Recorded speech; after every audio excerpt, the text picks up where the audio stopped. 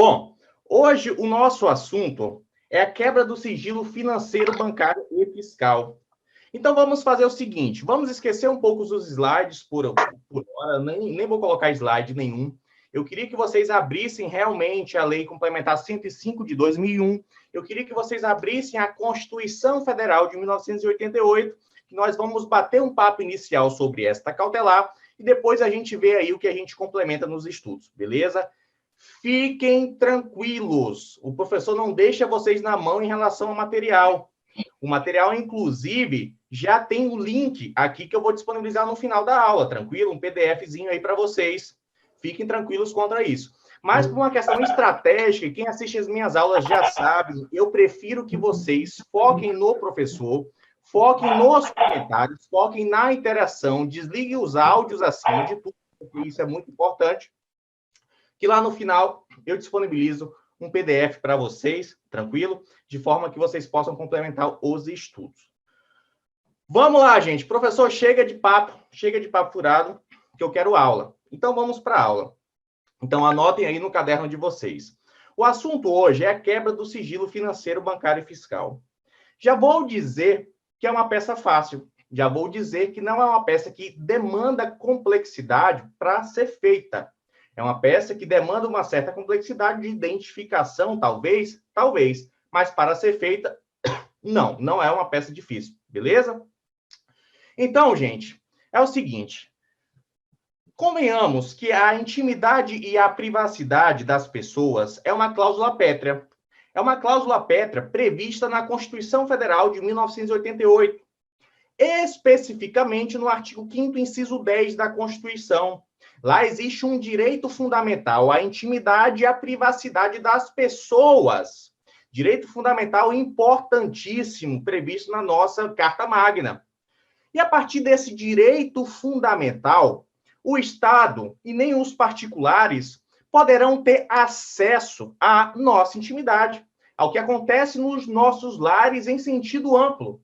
E o que acontece nos nossos lares em sentido amplo influencia, repercute, se irradia em várias facetas da nossa vida, em vários setores da nossa vida.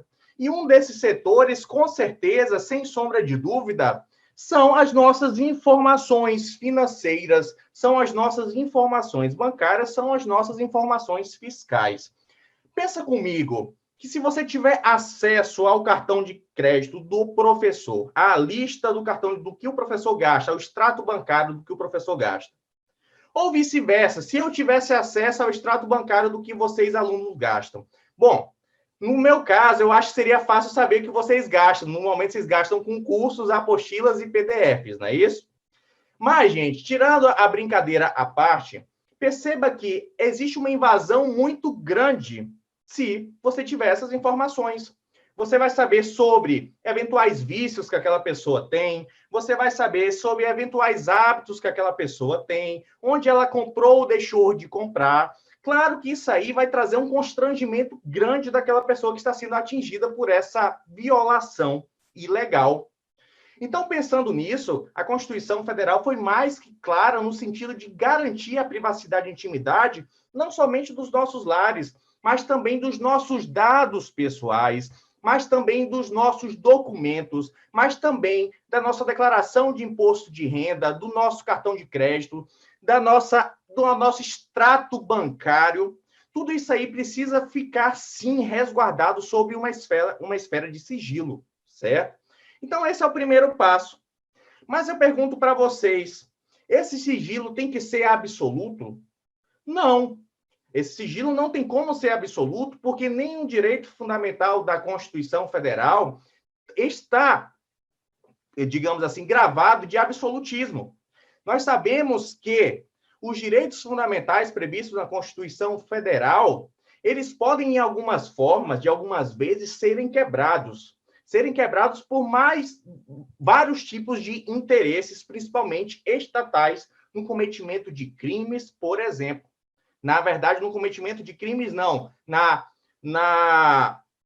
No sentido de você descobrir, desvelar crimes, certo? Então, esse interesse que o Estado tem de desvelar crimes, de descobrir crimes, é tão importante quanto, até porque existe um direito à segurança pública, que também é um direito fundamental. E nós sabemos que muitas pessoas cometem, sim, muitos crimes utilizando-se de suas contas bancárias. Muitas pessoas cometem crimes utilizando desses dados que, em tese, deveriam ser sigilosos. Vamos pensar aqui, por exemplo, naquele traficante de drogas. Aquele traficante de drogas que não está nem aí, vai colocando todo o dinheiro da traficância dentro da sua conta, ou da conta da sua esposa, ou quem quer que seja. Perceba que, se o delegado de polícia tiver acesso a esse documento, a esse extrato bancário, o delegado de polícia vai ter vários fundamentos contra aquela pessoa, indícios de materialidade e autoria, porque vai haver uma movimentação financeira naquela conta que não se justifica pelo que a pessoa ganha licitamente, que não se justifica pelo que ela realmente declara para fins lícitos. Digamos que aquela pessoa seja um simples empregado que ganha um salário mínimo, digamos que aquela pessoa seja o dono de uma pequena mercearia, e ela movimenta ali na sua conta bancária R$1 milhão, R$2 milhões. Isso aí, naturalmente, você está percebendo que aquela pessoa está cometendo um crime.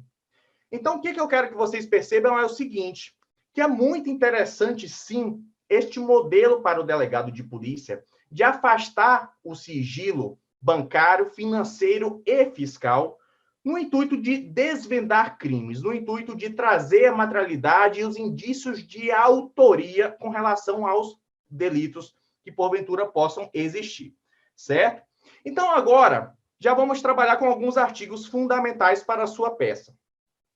Bom, já trouxe para vocês que um dos artigos fundamentais que deverá sim estar na sua peça, com certeza é o artigo 5º, inciso 10 da Constituição Federal de 1988. Então, pegue esse artigo e já anote no seu caderno. Vai ter que ser citado na sua prova. Professor, vou ficar tão somente com o artigo 5º, inciso 10 da Constituição Federal de 1988? Não! Uma outra lei fundamental de você citar na sua peça, e você vai citar inteligentemente, é o quê? A Lei Complementar 105 de 2001. Nós sabemos que tem uma lei complementar que resguarda o sigilo das operações financeiras e dão essa obrigação de sigilo das operações financeiras para as instituições em geral. Que lei é essa? É a Lei Complementar 105 de 2001. Portanto, Lei Complementar 105 de 2001. Então, talvez, gente, os dois principais dispositivos que vocês precisam ter para a sua prova, sem sombra de dúvida, é o artigo 5º, inciso 10 da Constituição Federal de 1988 e o artigo 1º, parágrafo 4º, o próprio artigo 1º, caput também, da Lei Complementar 105 de 2001. Beleza? Professor, mas tem o artigo 198 também do CTN. Sim, nós vamos trabalhar ele lá na frente. Anote também esse artigo 198 do CTN. Tá certo? Então, gente, essa medida cautelar probatória, né, que vai permitir acesso a conteúdos protegidos pela inviolabilidade da intimidade e da privacidade, está lá prevista no artigo 1º, parágrafo 4º, da Lei Complementar 105 de 2001. Se você for lá no artigo 1º, parágrafo 4º, e já fizer uma leitura do artigo 1º, lá no artigo 1º nós temos o seguinte, no artigo 1º, nós temos que as instituições financeiras conservarão os sigilos em suas operações ativas e passivas e os serviços prestados. Quando aqui está falando de operações ativas e passivas, aqui é fácil de você identificar que são exatamente os saques, os depósitos, né? Enfim, as transferências, tudo isso que envolve essas operações de dia a dia das instituições financeiras em geral. Então, se você perceber, o artigo 1º está em comunhão, está em simbiose com o artigo 5º, inciso 10 da Constituição Federal de 1988. Entretanto, o próprio parágrafo 4º, sabendo que nenhum direito é fundamental, se você ler lá agora comigo na tela o parágrafo 4º, você vai perceber que a quebra do sigilo poderá ser decretada quando necessária para a apuração da ocorrência de qualquer ilícito. Olha lá, quando necessária para a apuração da ocorrência de qualquer ilícito, em fase de inquérito ou de processo judicial. Bom, professor, cadê a legitimidade do delegado de polícia? Porque eu estou acostumado em ver lá no artigo 311, no artigo 282, parágrafo 2º do CPP, em diversos outros dispositivos, artigo 2º da Lei de Prisão Temporária. Eu costumo ver em diversos dispositivos que eu estudo a legitimidade expressa do delegado de polícia. Pergunto para vocês, me respondam aí no chat. Nós temos uma legitimidade expressa, ou seja, escrita, com o nome delegado de polícia, para fins de quebra de sigilo financeiro, bancário e fiscal, sim ou não? Não temos. Correto. Mas isso vai tirar a legitimidade do delegado de polícia para fins de quebra do sigilo financeiro, bancário e fiscal? Jamais. E eu vou comprovar para vocês o porquê da gente não poder ter esse tipo de raciocínio. Se você analisar o próprio texto da lei, fala-se que, quando necessária para a apuração de qualquer ilícito, e aqui quando se fala em qualquer ilícito, eu estou falando, inclusive, em contravenção penal. Anotem aí, crime ou contravenção penal. Em qualquer fase do inquérito. Para tudo. Se eu for lá agora no parágrafo 1º do artigo 2º da Lei 12.830 de 2013, quem quiser ir, dou um tempinho, porque a aula vai ser construída com calma, por mais que a peça seja simples, para fundamentar para vocês. Se eu for lá no parágrafo 1º do artigo 2º da Lei 12.830, até gostaria que alguém com habilidade aí no Google e no Zoom jogasse aí no bate-papo, se possível, jogasse no bate-papo o parágrafo 1º do artigo 2º da Lei 12.830. Se você for lá nesse parágrafo 1º, fala-se o seguinte, abre aspas, ao delegado de polícia, na qualidade de autoridade policial ou outro procedimento previsto em lei que tem como objetivo a apuração de circunstâncias da materialidade e da autoria das infrações penais. Repetindo, ao delegado de polícia, na qualidade de autoridade policial, caberá a condução da investigação criminal por meio de inquérito policial. Ora, olha lá, o Alberto colocou. Se cabe ao delegado de polícia, na qualidade de condução da investigação criminal, e se o parágrafo 4º, artigo 1º, fala exatamente que vai caber a quebra do sigilo nesses casos de apuração de ocorrência de qualquer ilícito em qualquer fase do inquérito, nada mais natural do que você fazer uma conjunção do artigo 1º, parágrafo 4º, com o artigo 2º, parágrafo 1º da Lei 12.830 de 2013. Então, aqui eu já vou dar uma dica para fins de preâmbulo. No preâmbulo, o que a gente vai citar, gente, obrigatoriamente para fins de quebra do sigilo financeiro, bancário e fiscal? Me ajudem aí no chat. Proponho para vocês, com certeza, citar o artigo 2º, parágrafo 1º da Lei 12.830. Então, anotando aqui para vocês, artigo 2º, parágrafo 1º, Lei 12.830, certo? Podem jogar isso aí lá no preâmbulo da peça. Um outro artigo também que eu jogaria no preâmbulo da peça é o artigo 1º, parágrafo 4º. Anotem aí também. Artigo 1º, parágrafo 4º da Lei Complementar 105 de 2001. Tranquilo? Professor, acabou por aí? Não, até na Polícia Federal agora, gente, aquilo que a gente já vem estudando, eu percebi que eles se utilizam como dispositivo padrão da Constituição Federal. Estava lá no espelho do CESP. Utilize-se desse dispositivo para todas as peças práticas que vocês forem trabalhar. Que dispositivo é esse previsto na Constituição Federal? Me ajudem aí, joguem aí para mim, por favor.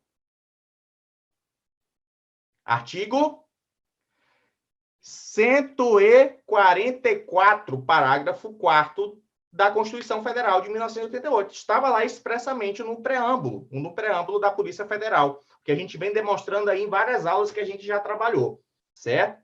Mas aí, você vai trabalhar com aqueles dispositivos que a gente já trouxe várias vezes na aula, aqueles dispositivos estaduais todos, artigo 194 da Constituição do Estado do Pará, não é isso? Salvo engano, o artigo 34 da Lei Complementar 22, dentre outros dispositivos.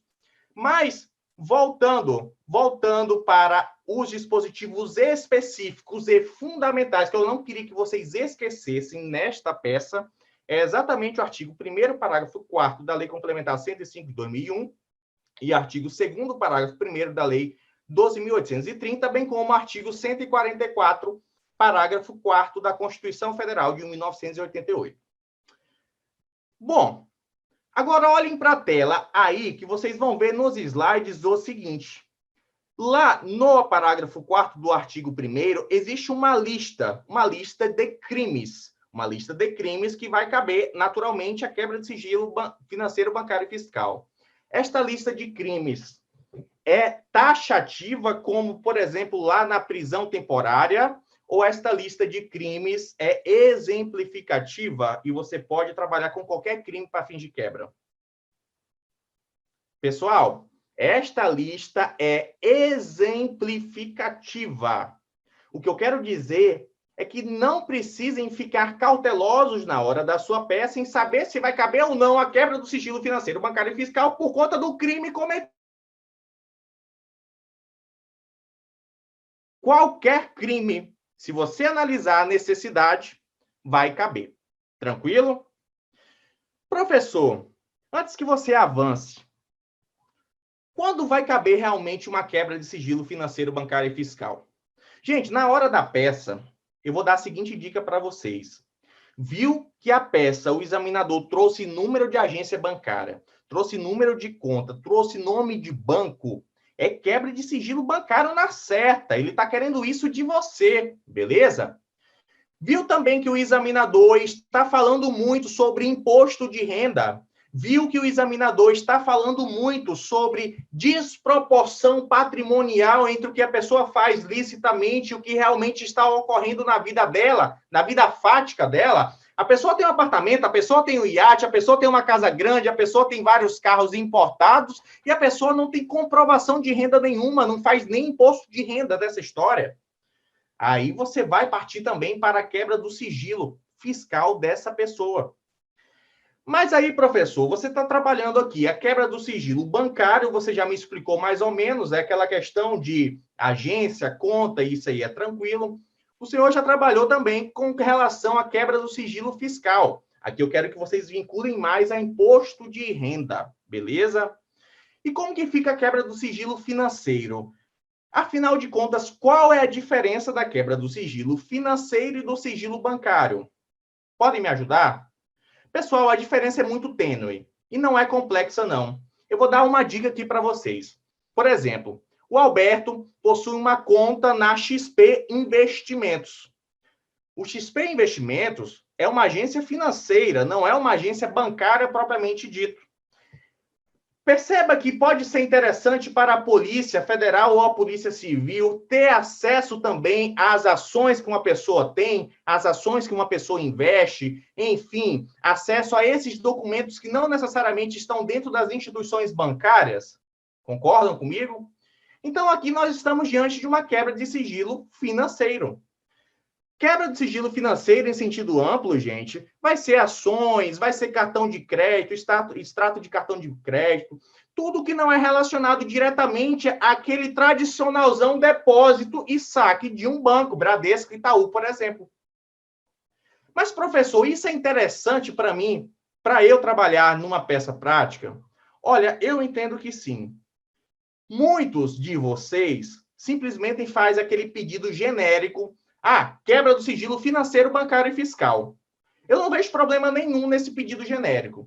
Agora, se você fizer esse pedido genérico na prova, eu queria que ao menos você demonstrasse o porquê você está pedindo a quebra do sigilo financeiro, o porquê você está pedindo a quebra do sigilo bancário e o porquê você está pedindo a quebra do sigilo fiscal. Porque talvez o examinador trouxe para vocês ali uma necessidade tão somente de uma das quebras.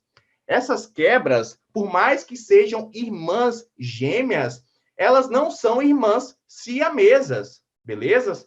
Trigêmeas, né? Por mais que sejam trigêmeas, não são siamesas. O que acontece? Você pode se utilizar de cada uma delas independentemente. O que eu não quero é que vocês façam esses pedidos toscos de qualquer jeito e lá no final não façam exatamente o que você vai oficiar, para quem você vai oficiar, o que você quer quebrar, se vai ser imposto de renda, se vai ser banco, se vai ser instituições financeiras em sentido lato. Beleza?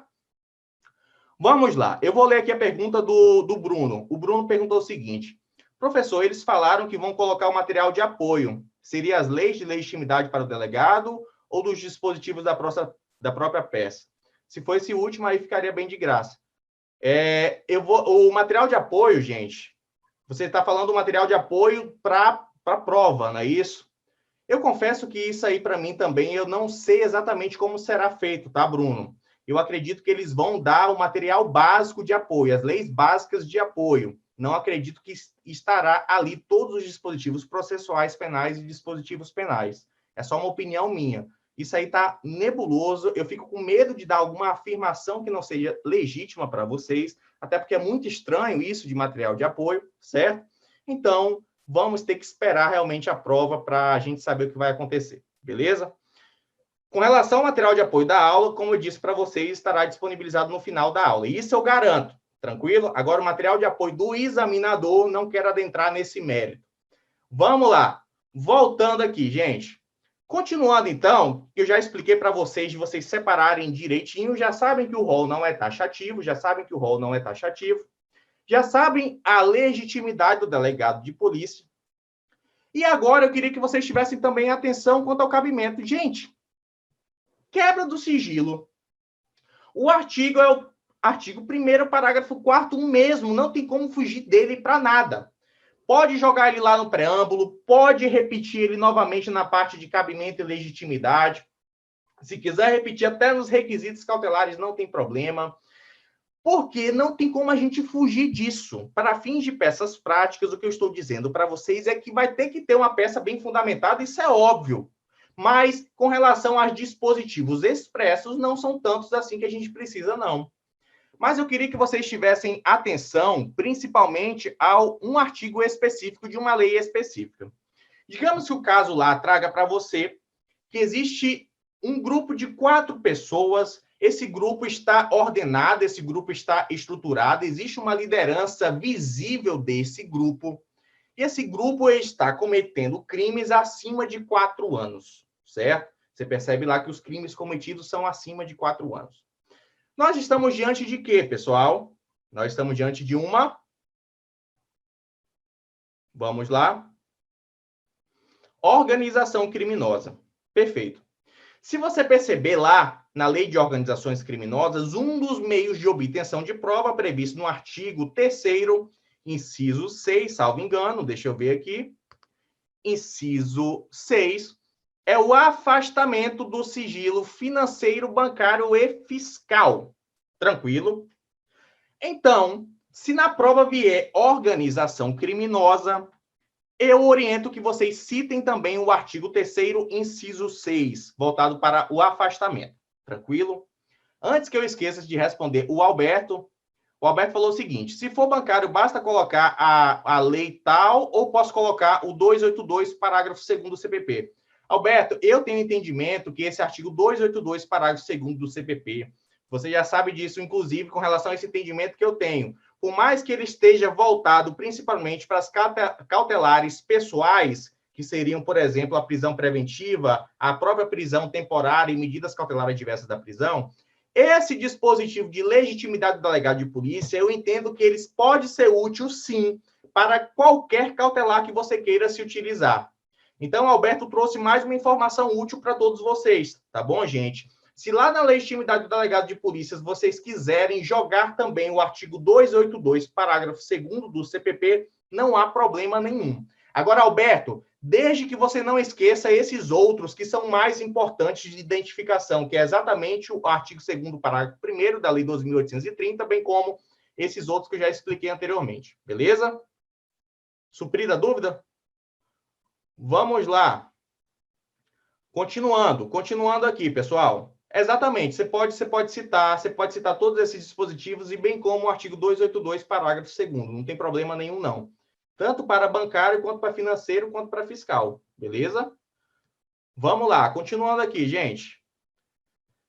Aí, acontece o seguinte, poderá acontecer de lá na sua delegacia de polícia, você se verificar com a seguinte situação. A própria pessoa forneceu os dados bancários dela. A própria pessoa forneceu os dados fiscais dela. Então, a própria pessoa está abdicando do seu direito à intimidade e à privacidade. Aqueles documentos todos são jogados lá na sua mesa. Pergunto para você, esses documentos que são jogados na sua mesa poderão ser utilizados por você sem a autorização judicial, sim ou não? O que vocês acham?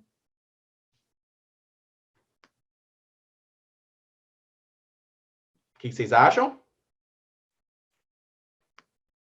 Vamos lá. Sim, pessoal. Sim, vai poder. Fornecimentos voluntários relativos a dados bancários, fiscais e financeiros não estão sob a proteção do artigo 5º, inciso 10, afinal de contas, a própria pessoa abdicou desse direito. Qual é o sentido de o delegado de polícia ter que representar por esta cautelar?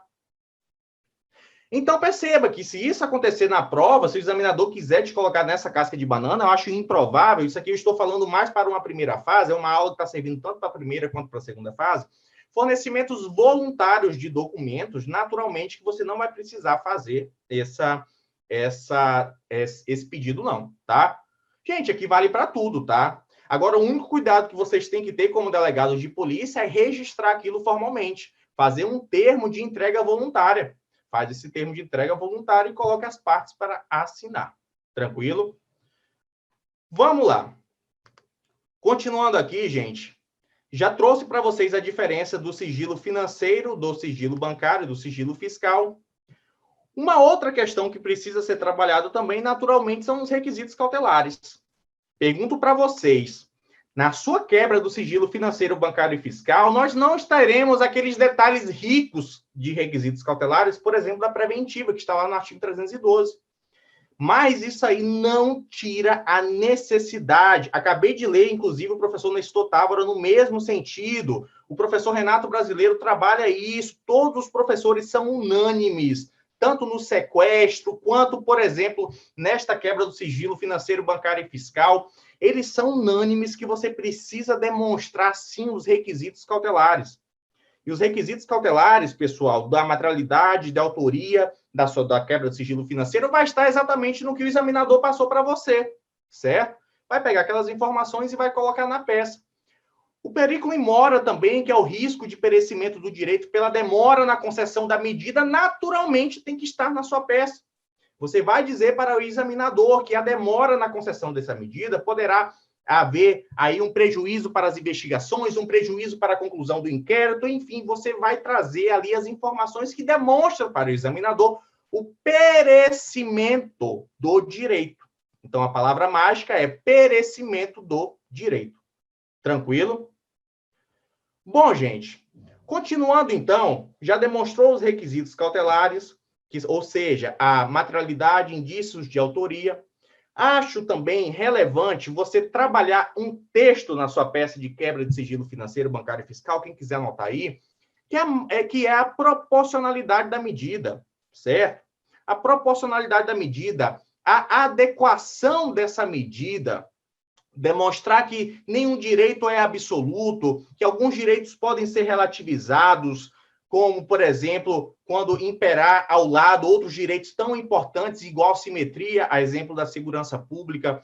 Essa história, essa construção narrativa da proporcionalidade, você é livre para fazer isso. Você pode trabalhar, inclusive, no início da sua peça, ali na parte dos fundamentos jurídicos, já quer começar dizendo da Constituição Federal, que nenhum direito absoluto, que pode ser relativizado por outro. Pode, não tem problema. Não existe ordem, desde que você demonstre para o examinador que você trabalhou também a proporcionalidade.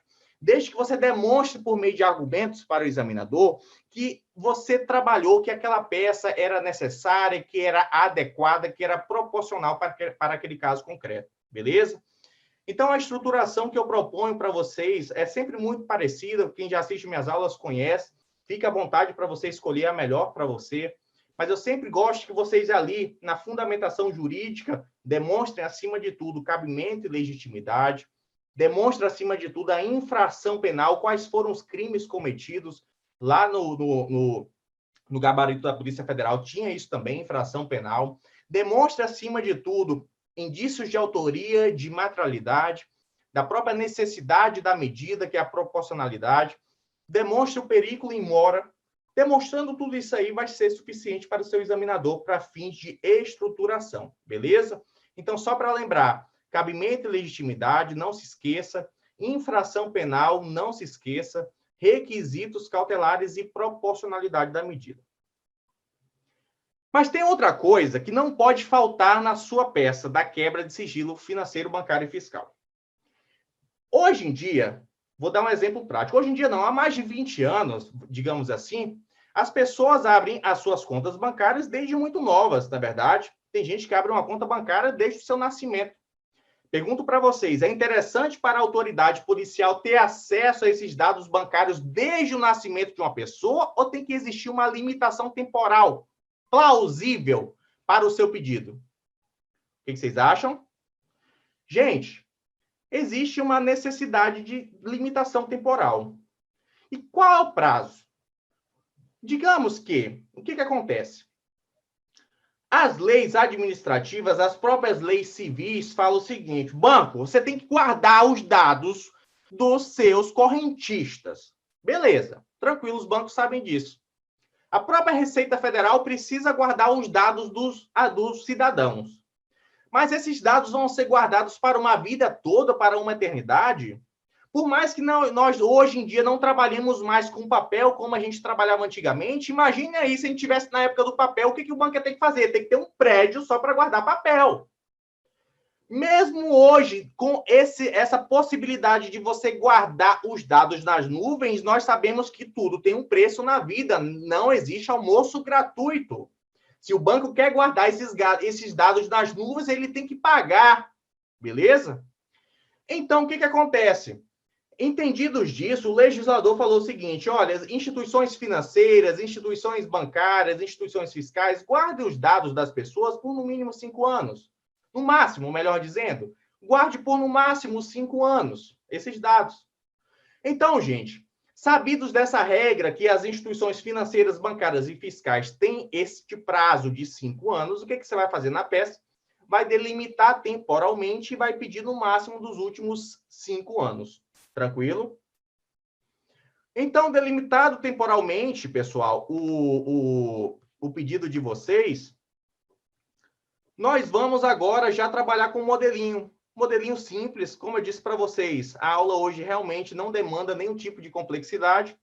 Vamos trabalhar com um modelinho bem básico aí, inclusive está no modelo de peça para vocês, para fins de alguns dispositivos que são essenciais para a quebra do sigilo financeiro, bancário e fiscal, certo? Vamos lá. Faça o seu endereçamento, então. Endereçamento padrão, endereçamento simples, que todo mundo já sabe como funciona o endereçamento. E aí, a Polícia Civil do Estado do Pará, por meio do delegado de polícia que abaixo subscreve, no uso de suas atribuições legais e constitucionais, com fulcro no artigo 5º, inciso 10. Aqui citei também um artigo, inciso 12, que, enfim, pode servir para a sua peça. Artigo 282, parágrafo 2º, Alberto, olha aí ele. Artigo 282, parágrafo 2º do CPP. Artigo 2º, parágrafo 4º da Lei Complementar 105 de 2001. Na verdade, artigo 1º, perdão, parágrafo 4º da Lei Complementar 105 de 2001. Artigo 144, parágrafo 4º da Constituição Federal de 1988, bem como o artigo 2º, parágrafo 1º da Lei 12.830. E aqui, gente, achei mais um dispositivo que pode ser citado também, não faz mal, é o próprio artigo 4º do Código de Processo Penal, certo? Ah, professor, está faltando todos aqueles dispositivos estaduais. Vamos lá. Artigo 194 da Constituição Estadual, não é isso? Estou escrevendo aqui para vocês. Da Constituição Estadual. Artigo 34 da Lei Complementar 22, certo? E aí, gente, fiquem à vontade. Desde que vocês citem esse aqui, não esqueçam de citar esse aqui que está na tela, que eu acabei de grifar, que é o 144, parágrafo 4º. Desde que não deixe de citar o artigo 2º, parágrafo 1º, da lei complementar, da lei, melhor dizendo, 12.830, certo? Desde que não deixe de citar o artigo 5º, inciso 10 da Constituição Federal e também o artigo 1º, parágrafo 4º. O resto vocês podem até esquecer, mas esses que estão em amarelo para vocês, eu oriento fortemente que vocês coloquem, tá certo? E aí você vai afastar o sigilo bancário ou fiscal a depender, com fulcro nos fatos e fundamentos jurídicos a seguir expostos. Aqui, gente, não entrei em detalhes, só estou mostrando a estrutura para vocês. Fatos, fundamentos jurídicos, coloque o cabimento e a legitimidade, coloque o crime praticado por aquela pessoa, coloque os requisitos cautelares, certo? Não deixe de colocar os requisitos cautelares, fiquem tranquilos que esse modelo está no material. Não deixe de colocar a proporcionalidade, tá bom? Não deixe de colocar a proporcionalidade da medida. E ante o exposto, aqui no final é importante, com fundamento nos fatos e do direito expostos acima, você vai representar, esta é a palavra certa, tá? Representar. Pela quebra, o professor Juliano prefere a palavra afastamento, tá? Fiquem à vontade. Eu tenho entendimento que tanto a palavra quebra quanto afastamento está fundamentada na lei. Porque se você for lá na lei 12.850, que é a lei de organizações criminosas, está falando em afastamento. Mas se você for na própria lei 105 de 2001, lá na lei 105 de 2001, no parágrafo 4º, fala-se em quebra, certo? Olha aqui, palavra quebra. Então, tanto a palavra afastamento quanto quebra está na lei. Então, quebra de forma alguma está errado. Quer usar quebra, use. Quer usar afastamento, use também. As duas estão certas, estou comprovando isso para vocês, certo? Vamos lá, continuando aqui, então. Você vai representar, né, pelo afastamento do sigilo fiscal, bancário ou, enfim, referente às contas bancárias existentes nas instituições financeiras tais. Gente, escrever o nome da instituição financeira, se o examinador trazer, é importantíssimo, tá? Escrever também a conta bancária, o número da conta bancária é importante. Escrever o nome da própria agência, o número da agência é importante. E se esses dados não forem trazidos pelo examinador, naturalmente que você não vai inventar. Mas você pode tranquilamente colocar assim, na conta bancária, 3 pontos, na agência, 3 pontos, no banco, 3 pontos. E aí você vai delimitar temporalmente. O que você vai fazer? Delimitado temporalmente entre o período tal a tal. Ou melhor, delimitado temporalmente nos últimos, olha aí na tela, nos últimos 5 anos. Eu até prefiro assim. Fica melhor, mais fácil de você aprender, certo? Nos últimos 5 anos, tá? Ao final, requeira o contraditório diferido. Não esqueça do contraditório diferido em nenhuma medida de vocês, tá? Requeira um contraditório diferido. O sigilo da medida também é adequado de se requerer. Inclusive, esse sigilo da medida veio na prova da Polícia Federal para fins de filtração de agentes, tá? E para quebra também tem que ter o sigilo. Oitiva do Ministério Público veio na prova da Polícia Federal pontuando também, valeu 1 ponto quem colocou Ministério Público, ou seja, é algo importante de ser colocado. Oitiva do Ministério Público. E ao final assine com delegado, tá bom, pessoal? Afinal, assine com delegado, que eu acredito que é um modelinho aí que pode servir de alguma forma em embasar o estudo de vocês. Bom, o Mário está perguntando o seguinte, professor, onde eu vou encaixar o artigo 198 do CTN? Mário, você vai encaixar o artigo 198 do CTN se cair quebra do sigilo fiscal. Se cair quebra do sigilo fiscal, você pode se utilizar de todos os dispositivos que eu já te ensinei, somado ao artigo 198 do CTN, só para deixar sua prova um pouco mais rica. Ah, professor, mas o CTN não está nesse edital. Gente, não importa, não está no edital, possivelmente não vai ser cobrado lá no espelho, não, mas não custa nada se citar o artigo 198, porque é o artigo voltado para a quebra de sigilo fiscal. Ah, professor, mas se o artigo 198 do CTN não pode ser cobrado conforme edital, não pode cair quebra do sigilo fiscal. Que maluquice é essa? Da onde vocês tiraram isso? Porque a quebra do sigilo fiscal pode ser cobrada com a própria Constituição Federal de 1988. Então, não vamos com essa maluquice de não caber quebra de sigilo fiscal na prova de vocês. A quebra de sigilo fiscal pode cair. Quer citar o 198 do CTN? Cite se quiser, até porque o CTN não está no edital. Mas você vai ter que pedir, sim, a quebra do sigilo fiscal, sendo que não tem problema nenhum de você citar esse dispositivo, certo? A proporcionalidade eu faço num parágrafo apartado em todas as peças. Indico, Bruno, que você puxe um tópico da proporcionalidade da medida dentro dos fundamentos jurídicos. Isso aqui é uma questão de estética, é uma questão que você vai se adaptar conforme o seu estilo. Mas tanto faz. Desde que você se dedique ali umas 5 linhas, 10 linhas falando de proporcionalidade em todas as peças. Tranquilo? Vamos lá, gente. Vamos para as dúvidas. Bom, é o seguinte. Eu vou fazer o seguinte agora com vocês. Eu vou disponibilizar aqui o link do material. Vou disponibilizar aqui o link do material. Inclusive, já está com PDF direto. É só abrir, tá? Não precisa nem fazer cadastro nenhum, não. Tá aqui, é só abrir. Isso aqui é só o link do iCloud do PDF, tá? Esse é o link, então, gente. Eu acabei de mandar para vocês o link do material nosso da aula de hoje, tá? Abram aí, pelo menos uns 2 ou 3, abram aí, manda para os colegas para ver se tá ok.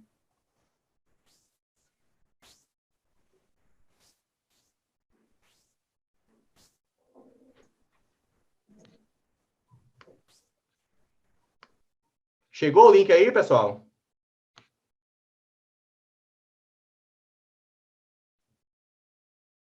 Perfeito. Abriu direitinho o conteúdo, não é isso, Pedro? Perfeito. Professor, eu preciso no preâmbulo colocar de forma separada o fundamento e a legitimidade ou posso colocar todos os dispositivos juntos, igual o senhor fez? No preâmbulo, você pode colocar todos os dispositivos de forma corrida e não depende a ordem. O examinador não quer saber a ordem do preâmbulo, para você ficar tranquilo em relação a isso, Marco. Tá bom? Pessoal, acredito que a nossa missão por hoje esteja concluída. Trouxe aí um modelo de quebra de sigilo financeiro, bancário e fiscal, uma aula super rápida, inclusive, tá certo? É isso. Terminamos a nossa aula. Agradeço imensamente a participação de todos. Saibam que o que foi possível fazer neste ano passado e até neste momento, e um pouquinho de junho ainda, eu estou tentando fazer para ajudar vocês nessa barreira que é a peça prática, tá?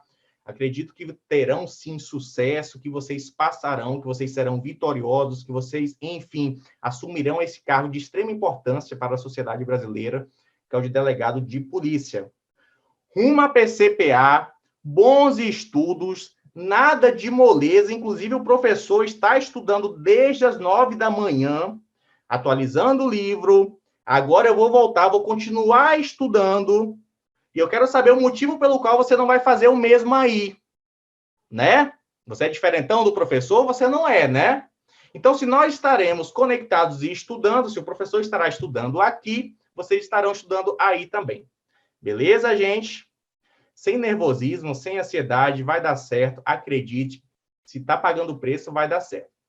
Se hoje, às meia-noite, bora combinar o seguinte, se hoje, às 23 horas e 59 minutos, vocês publicarem uma foto que estão estudando, é porque vai dar certo, tá? Pessoal, obrigado, obrigado, obrigado. Chegou a hora da gente desligar, tá certo? E aproveitar o domingo de vocês com estudo. Jamais com vadiagem. Hoje não é dia de vadiar, é dia de estudar. Deixa a Netflix desligada, enfim. Foque na aprovação, que é o que importa. Valeu, gente. Um abraço.